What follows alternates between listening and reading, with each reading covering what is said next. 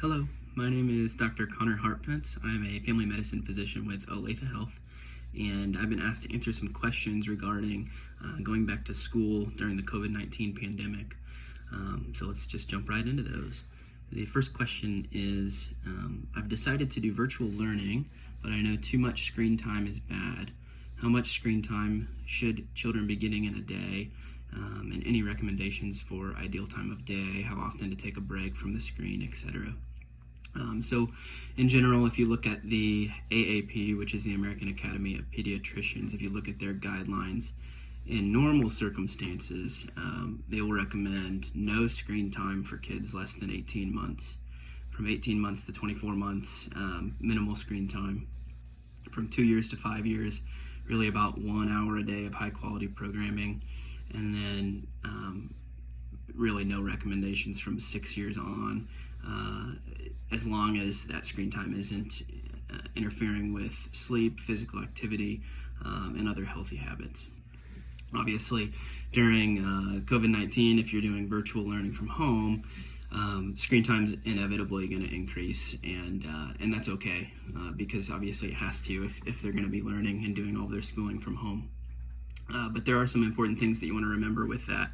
So one is if they're going to be doing all of their classes online and having a lot of screen time, with that, you want to try to decrease the amount of low yield screen time. So television, video games, those kinds of things, and especially try not to have the TV playing in the background during the day with the news on or whatever it may be, because even if you don't think the kids are listening to the news, they do pick up on everything that's going on with COVID-19, and it can be distressing for both them and the parents. So try to limit that as much as possible.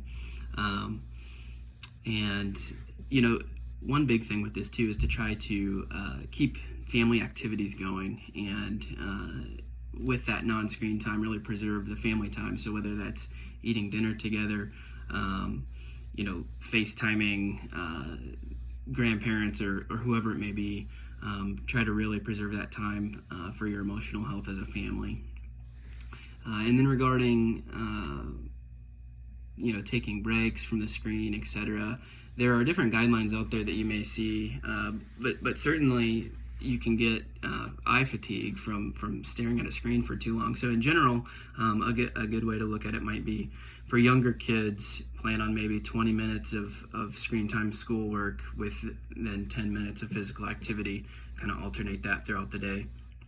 And for older kids, adolescents, you could probably stretch that out a little bit longer, 30 to 40 minutes of screen time and learning, followed by a break.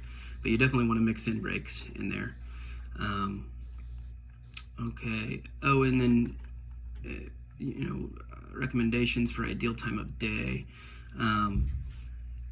A lot of research has shown that that if you are on your phone or watching TV right before bed, that it's going to be worse for your sleep, and it's not good sleep hygiene. And that's mainly because the brain is being activated, and you have all these things going through your mind, and the brain isn't able to really shut down.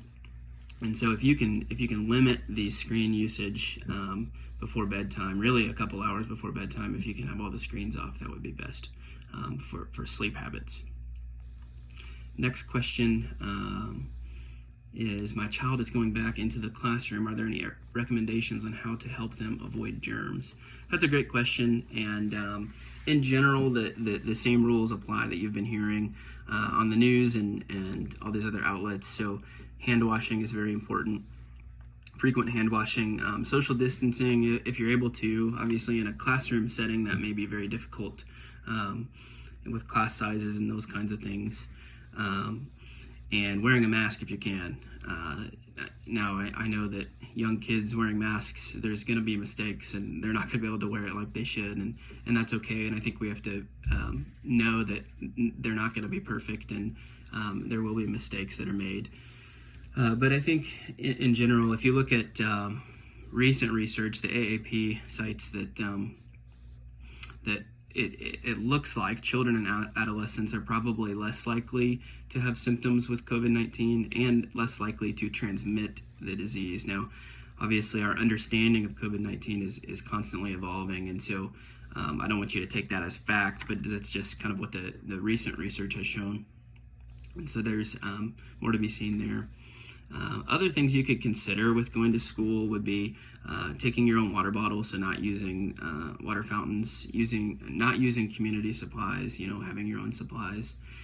We mentioned the frequent hand washing, and then as much as you can, maybe avoid, as parents, going into the school, so limiting the amount of people going in and out of the school. And I'm sure that each school will have their own guidelines and parameters in place to help keep everyone safe.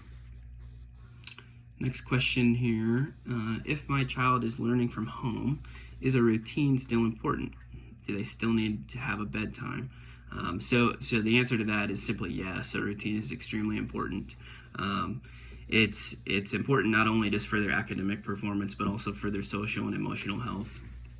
And so there's different ways to do that. You can one good way to do it is to have a visual schedule for the kids, so they can see what to expect for the day, what they are supposed to achieve throughout the day, and when their breaks are.